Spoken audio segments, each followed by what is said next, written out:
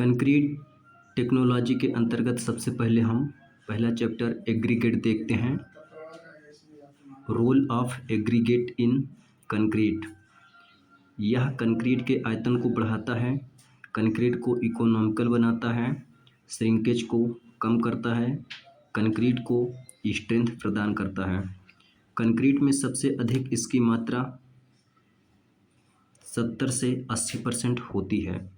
Aggregate निष्क्रिय होना चाहिए। पहले यह माना जाता था कि एग्रीगेट निष्क्रिय होता है, परंतु बाद में यह ज्ञात हुआ कि एग्रीगेट में एक्टिव सिलिका भी उपस्थित हो सकते हैं, जो कमेंट की उपस्थिति में सीमेंट की उपस्थिति में एल्कलीज से क्रिया करते हैं। इस रिएक्शन को एल्कली एग्रीगेट रिएक्शन कहते हैं। शॉर्ट में बोले तो AAR कंक्रीट, AAR कंक्रीट। यह कंक्रीट AAR कंक्रीट में होने वाली एक बैड रिएक्शन कहलाती है, जिससे कंक्रीट की स्ट्रेंथ तथा ड्यूरेबिलिटी घट जाती है। इसके बाद हमारा नेक्स्ट टॉपिक है classification of aggregate. Classification of aggregate की यदि हम बात करें तो पहला है इसमें on the basis of source, natural aggregate and artificial aggregate. Natural aggregate की यदि हम बात करें तो gravel, sand, stone ballast, sand stone, granite, basalt, trap ETC इसके अंतर्गत आते हैं।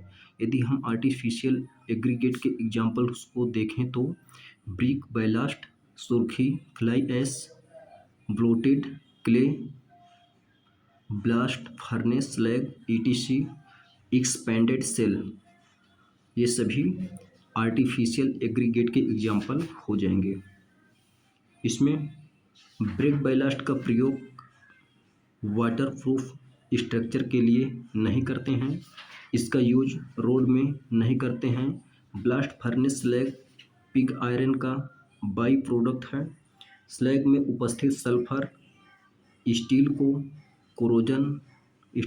का कोरोजन करता है, अधिक होता है, इसलिए इसका उपयोग RCC में नहीं किया जाता है, परंतु इसकी फायर रेजिस्टेंस प्रॉपर्टीज अधिक होती है। सेल को हाई टेम्परेचर पर गर्म करने पर सेल में उपस्थित एयर वाइड का आयतन बढ़ जाता है। इस प्रकार के बने एग्रीगेट को एक्सपेंडेड सेल कहते हैं। On the basis of size, पहला है कोर्स एग्रीगेट। 4.75 mm की सीव से चालने पर यदि रुक जाए तो उसे कोर्स एग्रीगेट कहते हैं। फाइन एग्रीगेट की हम बात करें तो 4.75 की सीव से चालने पर यदि 90% प्लस या 90% या अधिक कण पास हो जाएं तो उसे फाइन एग्रीगेट कहते हैं। All in aggregate are combined aggregate. On the basis of shape, first है राउंडेड एग्रीगेट। राउंडेड, इसमें वाइड्स का आयतन सबसे कम होता है, 32 से 33%, अर्थात सरफेस एरिया तथा वॉल्यूम का अनुपात मिनिमम होता है। इसका सरफेस स्मूथ होता है, इसकी इंटरलॉकिंग अच्छी नहीं होती है, इसकी सीमेंट पेस्ट के साथ अच्छी बॉन्डिंग नहीं होती है। राउंडेड एग्रीगेट से बनी कंक्रीट की वर्केबिलिटी अच्छी होती है। राउंडेड एग्रीगेट से बनी कंक्रीट की टेंसाइल कम होती है तथा फ्लेक्सुरल स्ट्रेंथ भी कम होता है। राउंडेड एग्रीगेट का एंगुलरिटी नंबर 0 होता है। एंगुलरिटी नंबर यदि एग्रीगेट द्वारा जनरेटेड वाइड्स की 44% हो तो एंगुलरिटी नंबर 11 लेते हैं। कंक्रीट बनाने के लिए जिस एग्रीगेट का यूज करते हैं उसकी एंगुलरिटी नंबर का मान 0 से 11 के बीच होता है। एंगुलरिटी नंबर्स की सहायता से एग्रीगेट का शेप पता करते हैं। एंगुलरिटी नंबर का मान बढ़ने पर एग्रीगेट के शेप राउंडेड से एंगुलर हो जाता है। एंगुलर एग्रीगेट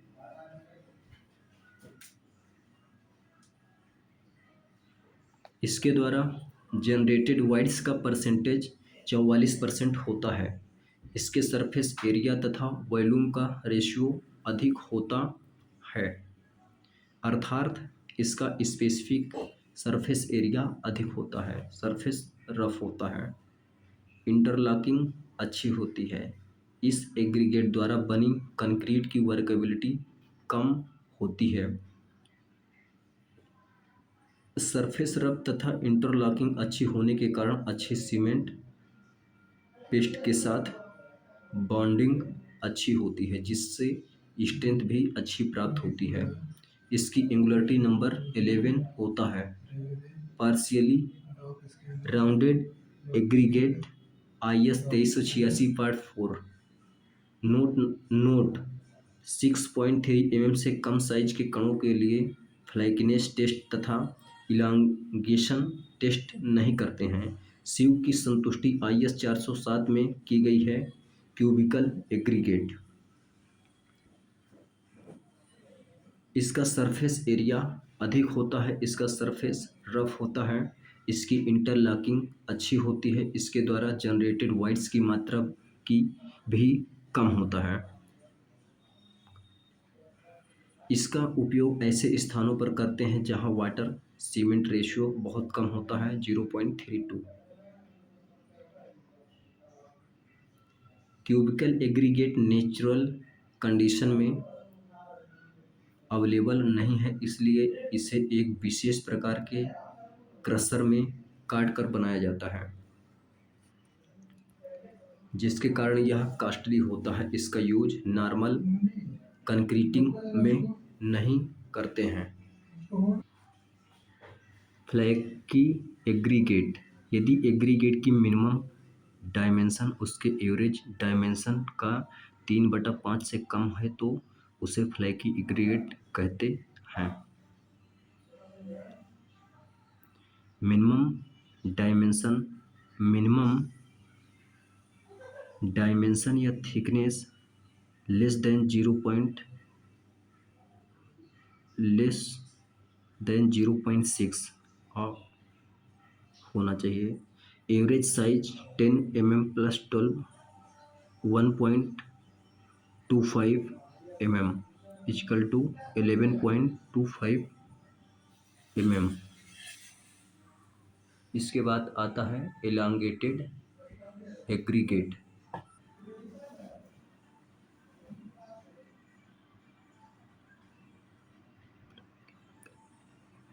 फ्लैकी एग्रीगेट की यदि हम बात करें तो यदि एग्रीगेट की मिनिमम डायमेंशन उसके एवरेज डायमेंशन के 3/।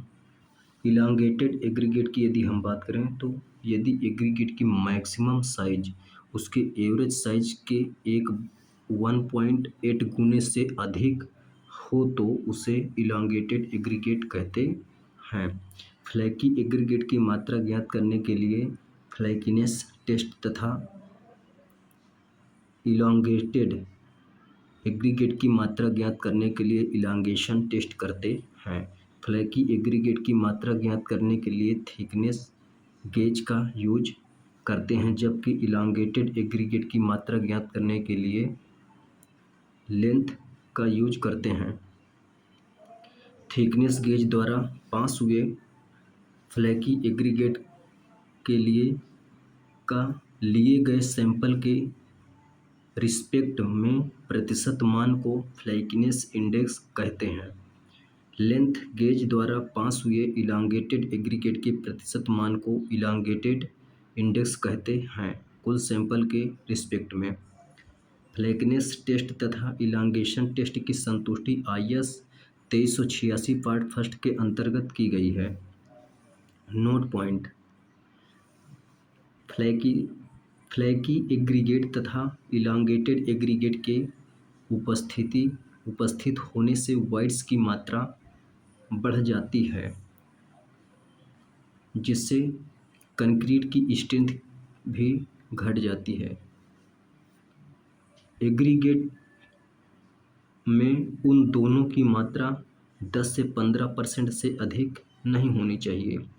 On the basis of weight, heavy weighted aggregate, इस प्रकार के एग्रीगेट की डेंसिटी 3000 किलोग्राम पर मीटर क्यूब से 5700 किलोग्राम पर मीटर क्यूब तक होती है।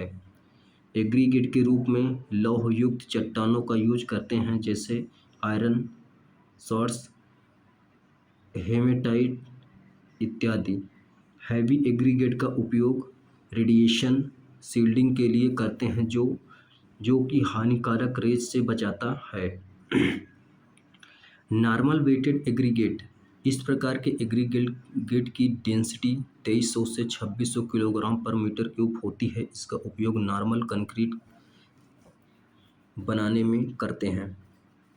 इसके लिए standard sandstone, quartzite, granite, basalt का प्रयोग करते हैं। लाइट वेटेड एग्रीगेट, इस प्रकार के एग्रीगेट की डेंसिटी 1200 से 1450 किलोग्राम पर मीटर क्यूब होती है। Natural aggregate,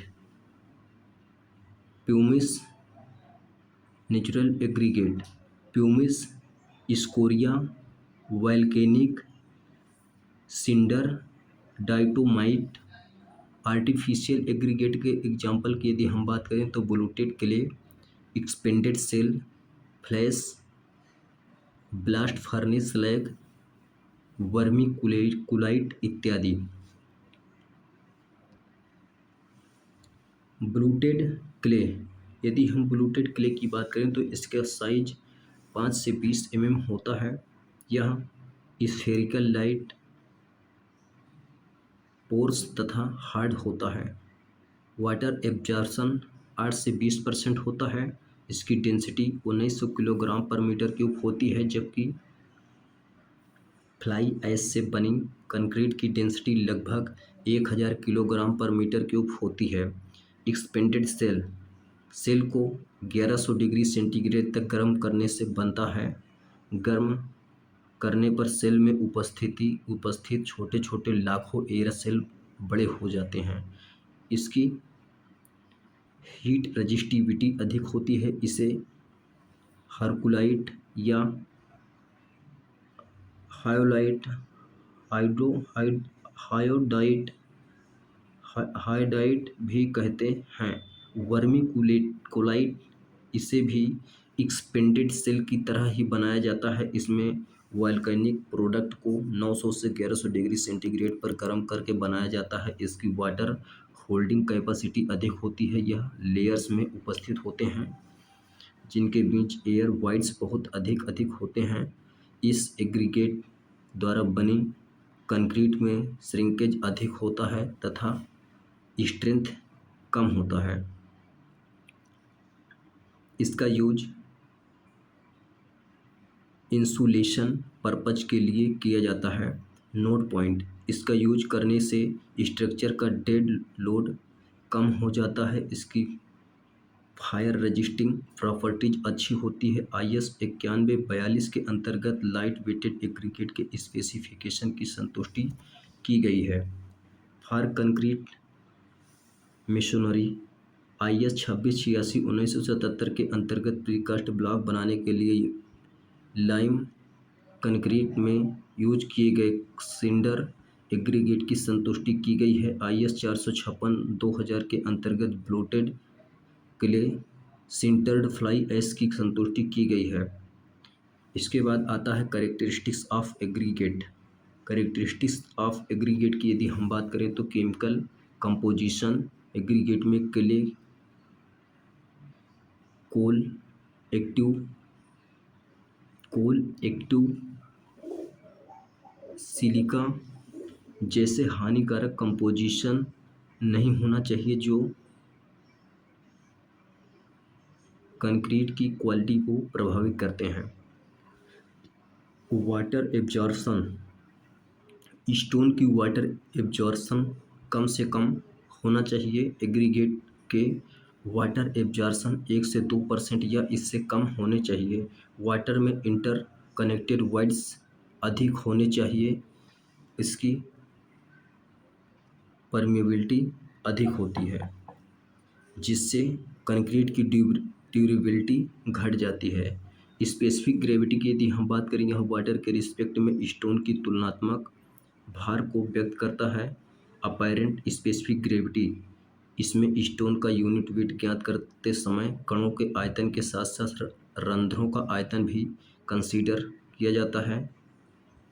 ji equal to density upon stone upon density of stone upon density of water equal to M S upon V S plus V V of stone upon density of water. True specific gravity, stone की unit weight ज्ञात करते समय रंध्रों के आयतन को छोड़कर केवल कणों के आयतन को कंसीडर किया जाता है, यानी कि G equal to M S upon V S of stone upon density of water. Note point, stone के अपैरेंट स्पेसिफिक ग्रेविटी को लिया जाता है shape of aggregate, size of aggregate. इसके बाद देखते हैं size of aggregate. Size of aggregate बढ़ाने पर स्पेसिफिक सरफेस एरिया घटता है और वाइड्स भी घटता है, स्ट्रेंथ बढ़ती है। वाटर सीमेंट रेशियो पेस्ट कम होता है, श्रिंकेज भी कम होता है। कंक्रीट बनाने में जहाँ तक संभव हो सके बड़े से बड़े साइज के एग्रीगेट का यूज करना चाहिए, क्योंकि छोटे कणों से बनी कंक्रीट की क्वालिटी अच्छी नहीं होती है। IS 456/2000 के अनुसार एग्रीगेट की मैक्सिमम साइज निम्नलिखित से अधिक नहीं होनी चाहिए। Maximum size not greater then 1/4 of into minimum dimension of concrete member. Maximum size of aggregate not greater then specific spacing of steel bars 5 mm. Maximum size of aggregate not greater than cover 5 mm. Maximum size of aggregate not greater than first, second and third which is less. Normal concrete या high strength concrete बनाने में aggregate की maximum size 10 mm से 20 mm तक होती है। विशेष परिस्थितियों में एग्रीगेट की मैक्सिमम साइज 20 mm से अधिक भी हो सकती है। साइक्लोप्लेन एग्रीगेट, इस प्रकार के एग्रीगेट की मैक्सिमम साइज 75 mm से अधिक होती है। कोबैल, इस प्रकार के एग्रीगेट की साइज 80 से 300 mm के बीच होती है। बोल्डर, इस प्रकार के एग्रीगेट की साइज 300 mm से अधिक होती है। प्लेम्स की बात करें तो 160 mm या उससे अधिक साइज के एग्रीगेट प्लेम्स कहलाते हैं। प्लेम्स का यूज करने से बनी कंक्रीट को प्लेम्स कंक्रीट कहते हैं। प्लेम्स कंक्रीट में प्लम्स का आयतन कंक्रीट के आयतन का 20% से अधिक नहीं होना चाहिए। प्लम्स कंक्रीट मेंबर्स के सरफेस से 150 mm अंदर होना चाहिए। प्लम्स कंक्रीट यूज करने से कंक्रीट में श्रिंकेज कम होता है तथा स्ट्रेंथ बढ़ जाती है। प्लम्स कंक्रीट का यूज हैवी स्ट्रक्चर जैसे डैम, पियर्स इत्यादि बनाने में करते हैं। Note point, where there is no restriction to the flow the concrete into section 40 mm या लार्जर साइज में be permitted. Surface texture smooth, porous, Gleycy, crystalline और रफ होता है। Note point, Gleycy surface structure वाले aggregate का use concrete बनाने के लिए नहीं करते हैं, क्योंकि इसकी सीमेंट वेस्ट के साथ बॉन्डिंग अच्छी नहीं बनती है। ग्रेड ऑफ एग्रीगेट की यदि हम बात करें तो कंक्रीट बनाने के लिए एग्रीगेट का वेल ग्रेडेड होना आवश्यक है, क्योंकि वेल ग्रेडेड एग्रीगेट में रंध्र कम से कम होते हैं तथा इससे बनी कंक्रीट वर्केबल प्राप्त होती है तथा जिसके कारण कंक्रीट डेंस बनती है तथा इसकी स्ट्रेंथ और ड्यूरेबिलिटी दोनों अच्छी होती है। एग्रीगेट के वेल ग्रेडेड होने की जानकारी निम्नलिखित दो आधार पर करते हैं। पहला है ग्रेडिंग ग्राफ और दूसरा है फाइनेंस मॉडल्स के आधार पर। उपरोक्त दोनों मेथड SIEW एनालिसिस के पर आधारित हैं। SIEW एनालिसिस के लिए SIEW का सेट निम्नलिखित के आधार पर रखते हैं: 80 mm, 40 mm, 20 mm, 10 mm, 4.75 mm, 2.36 mm, 1.18 mm, 600 micron and 300 micron and 150 micron. किसी साइज से बड़े कणों के परसेंट को कम्युलेटिव परसेंटेज कहते हैं।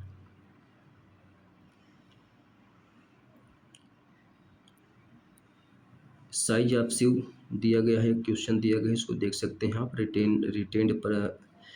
रिटेन्ड परसेंटेज, इसमें मास दिया गया है, रिटेन्ड मास दिया गया है 4.75 mm सिव के लिए 20 ग्राम, 2.36 mm के लिए 7 ग्राम और 1.18 mm सिव के लिए 15 ग्राम और 600 माइक्रोन सिव के लिए 30 ग्राम, 300 माइक्रोन के लिए 18 ग्राम एंड 150 माइक्रोन के लिए 10 ग्राम दिया गया है।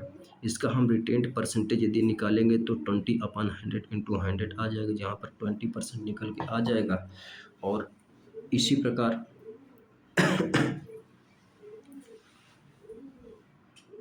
7 ग्राम का 7%, 15 ग्राम का 15% और 30 ग्राम का 30%, 18 ग्राम का 18%, 10 ग्राम का 10% हो जाएगा। कम्युलेटिव परसेंट अगर निकालना होगा तो 20 हो जाएगा, 20% में 7 ऐड करेंगे 27 हो जाएगा, 27 में 15 ऐड करेंगे 42 हो जाएगा, 42 में 30 ऐड करेंगे 72 हो जाएगा, 72 में 18 ऐड करेंगे 90 हो जाएगा, 90 में 10 करेंगे 100% हो जाएगा पूरा। अब इस प्रकार इसका हम फाइनल परसेंट यदि निकालेंगे तो 100 में से 20 का -80 हो जाएगा और 100 में 27 माइनस करेंगे तो 73 और 100 माइनस 42 58% और 100 minus 72% and equal to 28% and 100 minus 90% equal to 10%, 100 minus 100 equal to 0%। तो इस प्रकार हम कम्युलेटिव परसेंटेज और फाइनल परसेंट निकाल पाएंगे। अब फिर फाइनल परसेंटेज ग्राफ देख सकते हैं, आप देख सकते हैं ये बनाया गया है। अब एग्रीगेट की साइज तथा फाइनल परसेंटेज और एग्रीगेज के बीच सेमी लॉग ग्राफ खींचते हैं, जिससे प्राप्त कर्व को particle size distribution curve, PSD curve या क्रेन साइज डिस्ट्रीब्यूशन कर्व कहते हैं। इसके आधार पर एग्रीगेट की ग्रेड की जानकारी प्राप्त होती है। वेल ग्रेडेड एग्रीगेट, इस प्रकार के एग्रीगेट में प्रत्येक साइज के कण उपस्थित होते हैं, जिसके कारण इसमें वाइड्स की मात्रा कम होती है। इस प्रकार के एग्रीगेट का पीएसडी कर्व स्मूथ प्राप्त होता है, अर्थात बिंदुओं को फ्री हैंड द्वारा स्मूथली मिलाया जाता है। यूनिफॉर्मली ग्रेडेड एग्रीगेट, इस प्रकार के एग्रीगेट में एक ही साइज के कणों की मात्रा सबसे अधिक होती है, जिसके कारण इसका पीएसडी कर्व वर्टिकल प्राप्त होता है। गैप ग्रेडेड एग्रीगेट की हम बात करें तो इस प्रकार के एग्रीगेट में एक या अधिक रेंज के कण अनुपस्थित होते हैं। इसका पीएसडी कर्व फ्लैट प्राप्त होता है। IS 383/1970 के अनुसार कोर्स एग्रीगेट के अलग अलग मैक्सिमम साइज के लिए दिए गए स्टैंडर्ड ग्रेडिंग ग्राफ के आधार पर कोर्स एग्रीगेट के वेल ग्रेडेड होने वाली जानकारी प्राप्त कर लेते हैं। फाइन सिव एनालिसिस की तरह ही कोर्स सिव एनालिसिस करके यह पता कर सकते हैं। IS 383/1970 के अनुसार फाइन एग्रीगेट को zone first, second, third and zone fourth में 4 भागों में बांटा गया है। जोन फर्स्ट से जोन फोर्थ की तरफ जाने से सैंड कोर्स से फाइन हो जाती है। यह पता करने के लिए हम सामान्यतः 600 माइक्रोन के सिव के फाइनल परसेंटेज का यूज करते हैं, क्योंकि इसमें अलग अलग जोन में फाइनल परसेंटेज की ओवरलैपिंग नहीं है। नोट पॉइंट: एग्रीगेट के कोर्स होने से बनी कंक्रीट हार्ड होती है, जबकि फाइन एग्रीगेट अधिक होने पर कंक्रीट अनइकोनॉमिकल हो जाती है। जोन थर्ड तथा जोन फोर्थ से बनी कंक्रीट की क्वालिटी बहुत ख़राब होती है, इसलिए यूज नहीं करते हैं। फाइनेंस मॉडुलस, इसके द्वारा एग्रीगेट की ग्रेड का पता करते हैं। Fineness modulus equal to summation of cumulative percentage aggregate upon 100। Fineness models के द्वारा एग्रीगेट के मीन साइज के बारे में अनुमान लगाते हैं। वेल ग्रेडेड एग्रीगेट के लिए फाइनेंस मॉडुलस का मान निम्नलिखित के अनुसार होता है। फॉर कोर्स एग्रीगेट 6 से 8.5,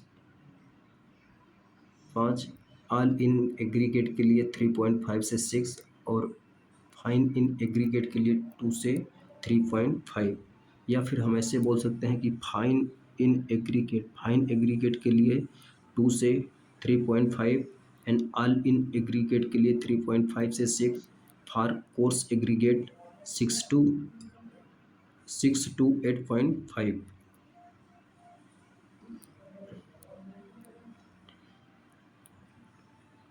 अब इसके बाद देखते हैं क्ले का जो पार्टिकल्स होगा लेस देन 0.002 mm साइज, और सिल्ट जो होगा वो 0.002 से 0.075 के बीच, एंड 0.075 से 0.425 के बीच फाइन सैंड, और 0.425 से 2 mm के बीच मीडियम सैंड, एंड 2 mm से 4.75 mm के बीच कोर्स सैंड होंगे।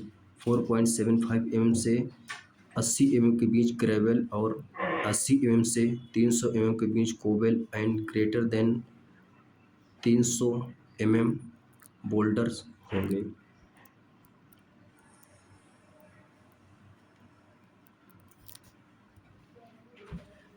नोट पॉइंट: यदि एग्रीगेट की फाइनेंस मॉडुलस 3 है तो इसका मतलब है तीसरे नंबर की स्यू, और यदि 600 माइक्रोन मीन साइज है।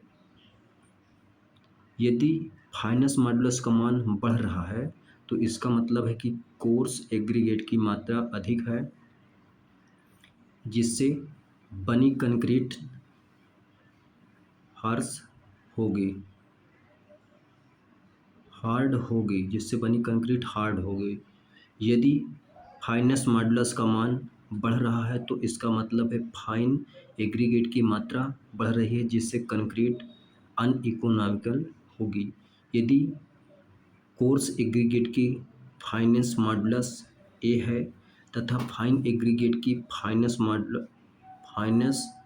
एग्रीगेट के फाइनेंस मॉडुलस बी हो तथा ऑल इन एग्रीगेट या कंबाइंड एग्रीगेट की फाइनेंस मॉडुलस सी है, तो कंबाइंड एग्रीगेट में फाइन एग्रीगेट का परसेंटेज जो होगा A-C/C-B/100 के बराबर होगा।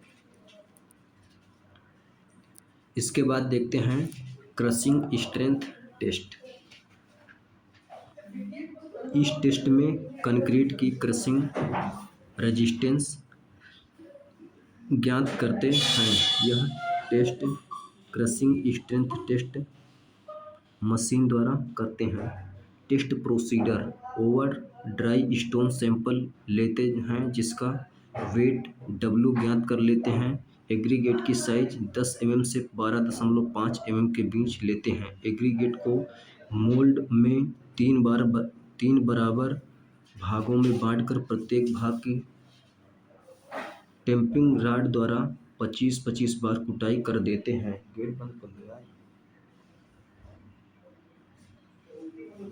मोल्ड में भरे एग्रीगेट का द्रव्यमान M ज्ञात करते हैं। मोल्ड पर प्लंजर की मदद से 4 टन प्रति मिनट की दर से 10 मिनट तक कुल 40 टन लोड लगाते हैं। इसके बाद स्टोन को मोल्ड से बाहर निकालकर 2.36 mm की सीव से चाल देते हैं तथा सीव पर बचे हुए कणों का द्रव्यमान ज्ञात करके M2 ज्ञात कर लेते हैं।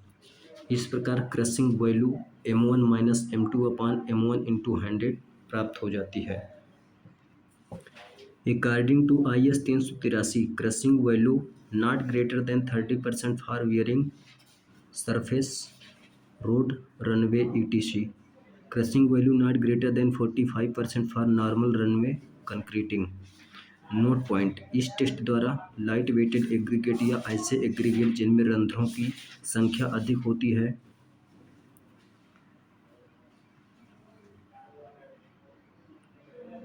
इरेगुलर वैल्यू प्राप्त नहीं होती है। एक्चुअल वैल्यू प्राप्त नहीं होती है। 10% fine value, 10% fine value test: इस टेस्ट द्वारा एग्रीगेट की क्रशिंग रेजिस्टेंस ज्ञात कर सकते हैं। टेस्ट प्रोसीडर: एग्रीगेट को ओवन ड्राई करके 3 बराबर भाग कर तथा प्रत्येक भाग को टैंपिंग रॉड से 25-25 बार कुटाई करते हैं। सरफेस को लेवल करके उसके ऊपर प्लंजर रख देते हैं तथा कांस्टेंट रेट ऑफ लोडिंग से लोड लगाते हैं ताकि पेनिट्रेशन न्यून के अनुसार हो। For rounded aggregate 15 mm, for normal aggregate coarse aggregate for normal aggregate plus crust aggregate 20 mm, for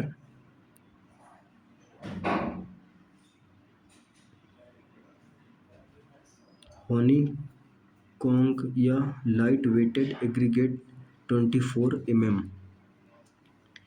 इसके बाद एग्रीगेट को 2.36 mm की सीव से चलते हैं तथा बचे हुए कणों का द्रव्यमान m2 ज्ञात कर लेते हैं। Percentage फाइनर m1 minus m2 upon m1 into 100। Percentage fine का मान 7.5 से 12.5 के बीच होना चाहिए ताकि यदि परसेंटेज फाइन का मान इसके बीच नहीं आता है तो अलग अलग रेट ऑफ लोडिंग सेट करके परसेंटेज फाइन्स का मान इसके बीच प्राप्त करते हैं तथा परसेंटेज फाइन्स का मान इसके बीच प्राप्त करते हैं। सेम लोड पर यह टेस्ट रिपीट करते हैं तथा परसेंटेज फाइन्स का मान ज्ञात करते हैं। निम्नलिखित फार्मूला का यूज करके 10% फाइन्स के लिए लोड का मान ज्ञात करते हैं। Load for 10% fine equal to 14 into X upon 4 plus Y. X वह लोड है जिस लोड पर परसेंटेज 7.5 टू 12.5 के बीच ज्ञात हुआ प्राप्त होता है। वाई दो बराबर टेस्ट करने के बाद प्राप्त मान है का एवरेज होता है। इम्पैक्ट टेस्ट IS 2386 पार्ट 4 में इसका प्रावधान है। इस टेस्ट द्वारा एग्रीगेट की टफनेस ज्ञात की जाती है। यह टेस्ट इम्पैक्ट टेस्टिंग मशीन द्वारा करते हैं। एग्रीगेट को मोल्ड में भरकर टैंपिंग रॉड को से 25-25 बार कुटाई कर देते हैं तथा मोल्ड से भरे एग्रीगेट का द्रव्यमान m1 ज्ञात कर लेते हैं।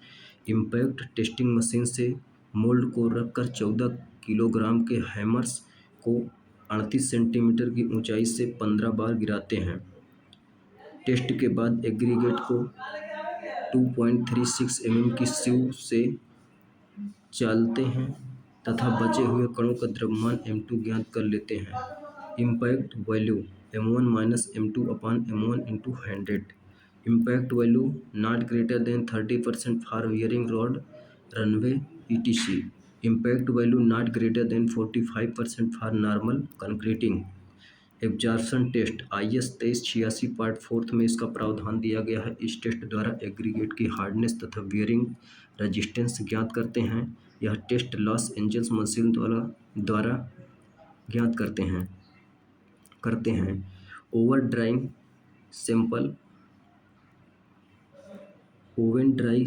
Sample equal to 5 kilogram rate of rotation 30 to 33 RPM total rotation 1000। Size of sieve की यदि हम बात करें तो 1.7 mm 4.75 होगा क्या 1.7 लिखा इसमें। retaining mass after staining by 1.7 mm Cu is equal to m2. Abrasion value m1 minus m2 upon m2 into 100 हो जाएगा। According to IS 383 abrasion value not greater than 50% for normal concreting and abrasion value not greater than 30% for wearing surface road runway और pavement ETC।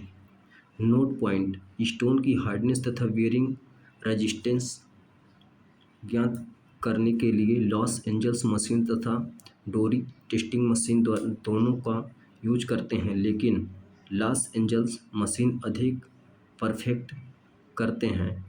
Determination of the polish stone value, determination of the polish stone value IS 2386 part 4 में इसका प्रावधान है।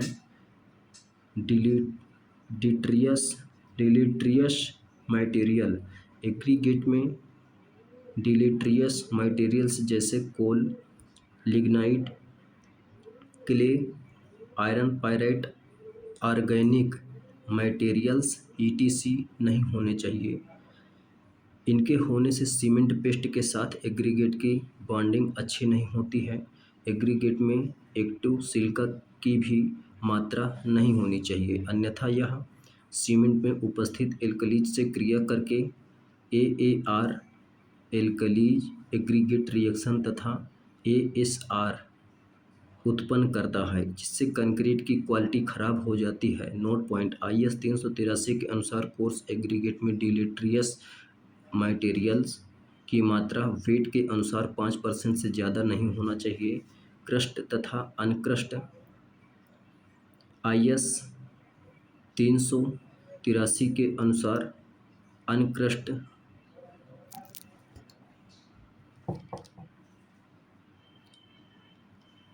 IS 383 के अनुसार अनक्रस्ट fine aggregate के लिए डिलीट्रियस materials की मात्रा वेट के अनुसार 5% से अधिक नहीं होना चाहिए, जबकि क्रस्ट फाइन एग्रीगेट के लिए डिलीट्रियस मटेरियल्स की मात्रा 2% से अधिक नहीं होनी चाहिए।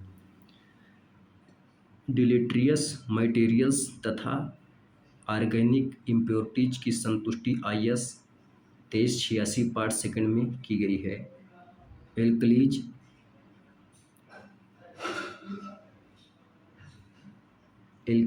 Aggregate reactivity AAR, alkalis aggregate relativity AAR की यदि हम बात करें तो एग्रीगेट में उपस्थित एक्टिव सिलिका तथा सीमेंट में उपस्थित एल्कलीज के बीच होने वाले हानिकारक एक्शन को एल्कलीज एग्रीगेट रिएक्शन कहते हैं। AAR को प्रभावित करने वाले कारक, reactivity of aggregate, IS 2386 part 7 में इसका प्रावधान किया गया है। एग्रीगेट की रिएक्टिविटी ज्ञात करने के लिए निम्नलिखित 2 टेस्ट करते हैं। पहला है मोर्टार बार पेंशन टेस्ट और सेकंड है chemical test. Mortar bar pension test की यदि हम बात करें तो इस टेस्ट में एग्रीगेट तथा सीमेंट का मोर्टार बनाकर उसके द्वारा बार बनाते हैं तथा बार में हुए एक्सपेंशन के बाद आधार पर AAR की जानकारी प्राप्त कर लेते हैं। इसे सिलिका तथा एल्कलीज के कंबाइंड रूप की जानकारी प्राप्त करते हैं।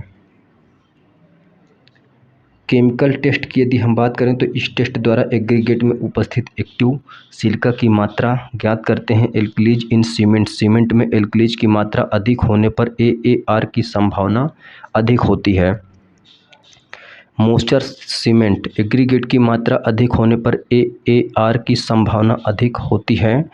टेम्परेचर, तापमान 10 डिग्री सेंटीग्रेड से 40 डिग्री सेंटीग्रेड तक के बीच होने पर AAR का मान तेज होता है। AAR के रोकने के उपाय: लो एल्कलीज सीमेंट का यूज करके, इनर्ट एग्रीगेट का यूज करके, एयर इंट्रेनिंग एजेंट का यूज करके, पोजोलोनिक मटेरियल का यूज करके। साउंडनेस टेस्ट IS 2386 पार्ट 5 में इसका प्रावधान किया गया है। इस टेस्ट द्वारा स्टोन की ड्यूरेबिलिटी ज्ञात करते हैं। टेस्ट प्रोसीडर की यदि हम बात करें तो इस टेस्ट में ओवन ड्राई सैंपल लेते हैं तथा इसका द्रव्यमान M1 लेते हैं तथा सैंपल का मैग्नीशियम सल्फेट के घोल में डुबोकर निकाल देते हैं तथा पुनः सोडियम सल्फेट के घोल में डाल देते हैं। यह प्रक्रिया 10 बार करते हैं तथा एग्रीगेट के मास में होने वाली परसेंटेज कमी लॉस इन वेट ज्ञात कर लेते हैं। According to IS 383 for coarse aggregate loss in weight not greater than 12% when sodium sulphate in used, loss in weight not greater than 18% when magnesium sulfate is used. For fine aggregate, loss in weight not greater than 18% when sodium sulfate is used and loss in weight not greater than 15% when magnesium sulfate is used. Natural condition में aggregate में उपस्थित नमी के आधार पर इसे 4 भागों में divide किया गया है। पहला है बोन ड्राई एग्रीगेट। यह वाटर से बिल्कुल स्वतंत्र होता है। Water effective water plus water absorb in 24 hours. Air dry aggregate. Third है saturated surface dry aggregate and fourth है मॉइस्चर एग्रीगेट। ग्रेवल्स ये नदियों से प्राप्त स्टोन होते हैं जिनका शेप राउंडेड तथा सरफेस स्मूथ होता है। इसका उपयोग कंक्रीट बनाने में नहीं करते हैं क्योंकि सरफेस स्मूथ होने के कारण कनेक्ट सीमेंट पेस्ट के साथ बॉन्डिंग अच्छी नहीं बन पाती है। सिंगल ये भी नदियों द्वारा प्राप्त स्टोन होते हैं जिनका सरफेस स्मूथ तथा शेप राउंडेड होता है। ये साइज में ग्रेवल से बड़े होते हैं इसे तोड़कर इसका उपयोग स्टोन बैलास्ट के रूप में यूज करते हैं। स्टोन बैलास्ट रॉक को तोड़ने के बाद प्राप्त स्टोन को स्टोन बैलास्ट कहते हैं। इसका यूज सबसे अधिक होता है। Fine aggregate. फाइन एग्रीगेट के कणों की साइज 75 माइक्रोन 4.75 mm के बीच होती है। IS 383 के अनुसार फाइन एग्रीगेट को निम्न भागों में बांटा गया है: zone first, zone second and zone third, zone fourth. Standard sand. इस सैंड की संतुष्टि IS 650 के अंतर्गत किया गया है। इसके सभी कण 90 माइक्रोन से 2 mm के बीच में होते हैं।